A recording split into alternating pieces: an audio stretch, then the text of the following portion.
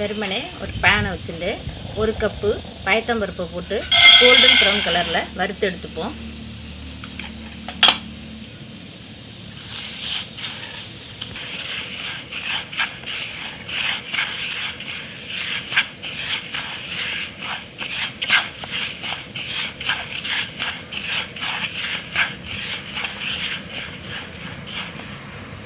வாசனையும் போயிடுத்து, நல்லா கோல்டன் ப்ரௌன் கலர்லேயும் வந்துடுத்து. இப்போது இதை நம்ம அடுப்பை ஆஃப் பண்ணிவிட்டு இறக்கி நல்லா ஆற வச்சுட்டு பொடிச்சு எடுத்துட்டு மிக்சி ஜாரில் போட்டு பொடிச்சு எடுத்துன்னு வரணும். மாவு பொடிச்சு எடுத்துன்னு வந்தாச்சு. நெக்ஸ்ட்டு என்ன பண்ணலான்னு பார்க்கலாம். இதில் போட்டுண்டு சூடு பண்ணிப்போம். மாவோட 1/2 கப்பு நெய் ஆட் பண்ணி நல்லா கிளறிப்போம்.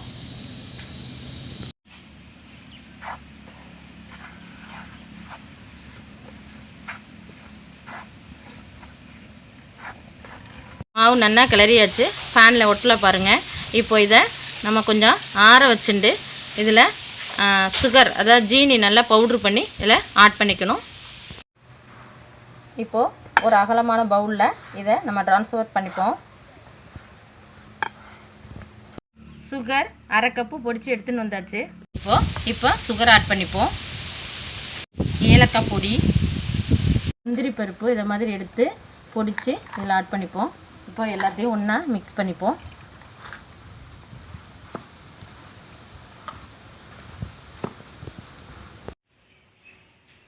இதை மாதிரி லட்டு செஞ்சுக்க வேண்டியதான்.